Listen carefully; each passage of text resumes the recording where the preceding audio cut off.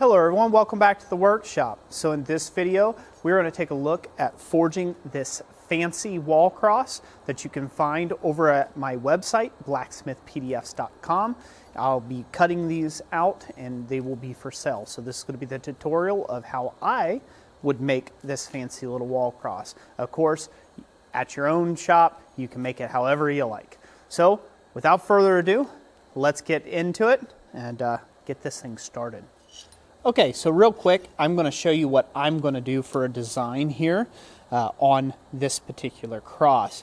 Now, because this is a fleur-de-lis on the end, it gives you a lot of different options for how you would like to do this. I personally, however, like it when I have a line coming back to center from the edges like you see here. And so I'm going to run those lines in. Let me try to get another one here traced on, so you guys can see how that's working. All the way to a point. I'm going to trace these out all the way to a point like that, using my fingers, just like so. And I'm going to do that on all parts of this cross. I'll bring them all the way back down to a point, switch it over, bring them all the way back down to a point. Just simply because I think that is a fun look for a decorative cross. So that's what I'm going to be doing on mine. Of course, you could just, as a beginner project, you could just flat texture this whole thing up with some cross peen texture, maybe alternating the grain a little bit when you go up to the cross arm. You can keep it really simple, and some customers like that. Other customers, they like it to be a little fancier. So with the same blank, you can make several different styles of the same thing. Which is very, very handy to be able to do. Now, after I get done drawing all these on, and I'll be marking them with a pair of dividers here at the exact angle from the edge. I'm going to be scribing them out, so this way I can see that little scribed line when I pull it out of the fire. I will be using just a simple chisel. Now, this is a slit chisel. This is made for hot work. You could also lay this line out cold with a cold chisel as well, if you feel like doing that. I'm going to lay this out with a hot chisel, so I'm going to scribe it first, and then I'll put it in the fire, heat it up to about a red temperature. It doesn't have to be scalding hot, and that will get my initial line into the piece, and then we can sink it a little deeper after that, and we'll go forward. So, without further ado, let me get this in the forge, we'll get it hot, and we'll start that process. Okay, I've got my blank nice and hot. I'm going to lay it on the surface of the anvil. Then I'm going to look for my little scribe lines. And now I'm going to deepen this up. I don't want to overcut, so be careful as I come closer to here. If you overcut a little, it's okay, especially if you're going to be texturing it later. But the more accurate you can be, the better off you'll be on this. There we go. So while it's still warm, we're going to come in here, we're going to do this other one.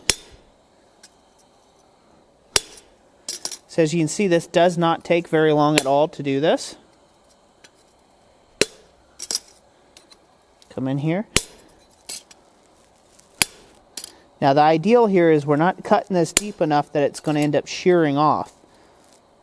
We don't want this to shear off. We just want to create a groove that looks nice to give us a little separation from the other outlines, if you will. So if you all can see that okay. And we can see how that's looking. All right, I'm going to go ahead and heat it up. I'm going to do this other side now. Okay, so here we go. Get this set up again. Get in the corner. Try to find my lines.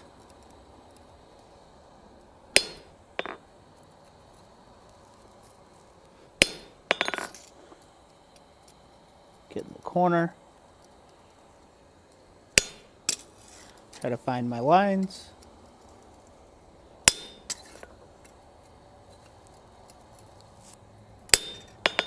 There we have it.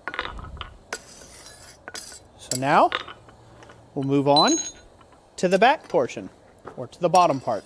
Now that's going to be a lot longer cut line, but it'll end up looking pretty good, I think. So we'll do that. Also, if you've lost your lines at this point, while it's hot, you can bring in with dividers again, and you can re-deepen these lines with this pair of dividers. And that, you know, while it's hot, it'll show up a little bit better so you guys can see how that's looking. So again, you could do that at a red heat and re-deepen those lines. That's the nice thing about using a pair of dividers. These are actually a forged set that I made. Pretty simple to make. I actually have a video on the channel, so if you're interested in seeing that video, I'll have Jessica put a link in the description for this video on how to forge your own pair of dividers.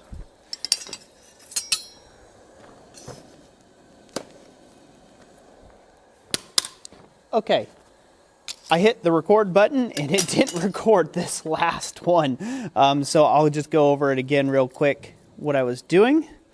Unfortunately, sometimes the cameras act up like that, and there's nothing you can do about it.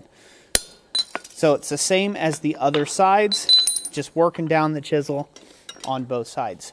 So now, what are we going to do about this here? Now we have this very nice cross-looking design, but I think we need some texture. And the texture that I'm going to opt in for is I'm going to actually opt in to texture the outer parts, not the inner parts. I'm going to leave the inner parts alone, leave them plain, but I'm going to texture the outer parts. Now there's a couple ways that you can do this to make this look good, but for me I'm going to go for a simple ball peen texture. Now you could do a cross peen texture and that might look really, really nice.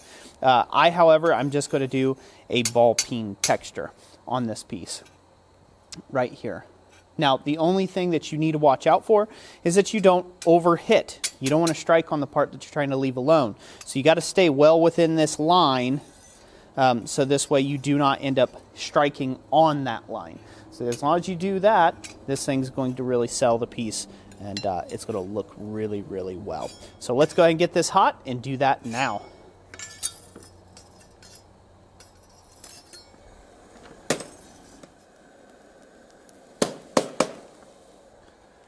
Okay, we've got it nice and hot here. And now I'm just going to texture right up to that line. And I'm going to stay off of that. This is the only kind of delicate part. You want to be fairly accurate with your hammer blows if you're going to texture.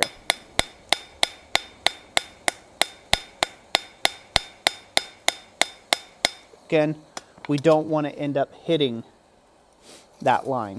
So now I'll go to the other side. It's important that you texture this piece somewhat evenly if you can.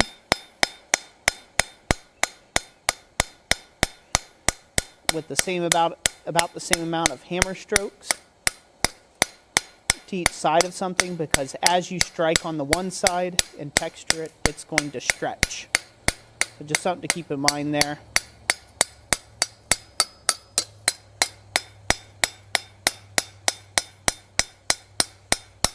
Get into the heavy texturing up top.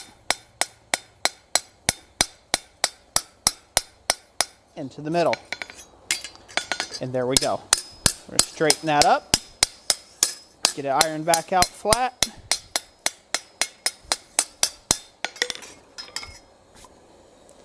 And I'll go ahead and brush this real quick so you can see the texture really well and how that works out.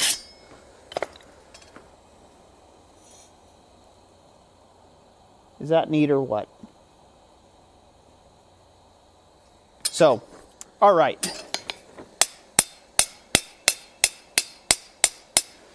So now, you could keep hammering on this cold, but I like the looks of it if you do it hot. So we're going to get it hot across the cross portion, and we're going to texture that out as well.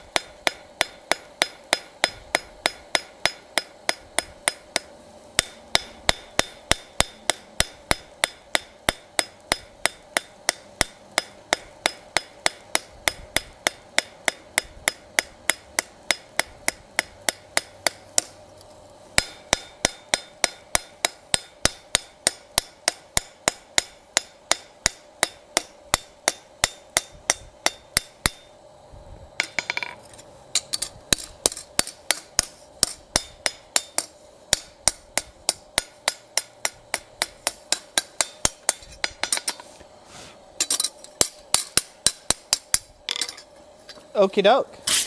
So there we have it. One decorative wall cross made up. No problemo. As you can see, this really hasn't taken me this long to actually make this thing. You can make these up fairly rapidly, and you could do them with just about anything, really. You could do any orientation that you would like here. You could, again, just do a simple surface texture all the way across the piece, or you can spice it up with some chisel lines in whichever way that you like. Again, you can find these over at my website, blacksmithpdfs.com, and you can find a whole host of other blanks that we are manufacturing here in-house, here in my shop in northern Michigan.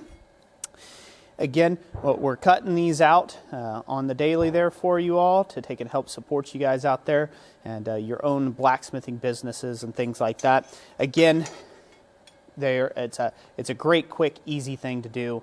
Make for a gift for a loved one, whether it be for a birthday, or it's also another great thing, and sadly enough, for a memorial piece, for a memorial cross. You could stamp in some lettering or naming like that, and I have done that in the past for people as well, for those of us that have passed on. So again, just a great item that you can make, and doesn't take you a ton of time to do so. Now for finish, I'll go ahead and finish up this video right here talking about the finish real quick. For finish work, I generally like to wire wheel things off, and then I will lightly sand all the high spots to get the texture to kind of pop, if you will, and then I just coat it with some clear lacquer or clear enamel finish, usually Rust-Oleum clear enamel. The crystal clear enamel is how I usually do these, so it's just a painted finish. Now you maybe ask yourself, Roy, how are they going to hang it on the wall? And this is the genius about these type crosses, is really all they got to do is put in just 2 little finishing nails, and the thing just hangs right on the wall, just sits right there on the walls. So it's very low key. You don't have to put drilled holes. Of course, if you want to do drilled holes and screw it into the wall, you can, but I find just driving 2 little finishing nails, 2 little tiny finishing nails is all that's needed, and you just set the cross right on it. And that's a great way of hanging these up on the wall for wall decor. So that's it for today. God bless each and every last one of you. Thank you to all the channel members, and for all of your support in bringing videos like this, and all of those of you out there that are buying these blanks. They help to support making these videos and these tutorials. I greatly appreciate each and every last one of you.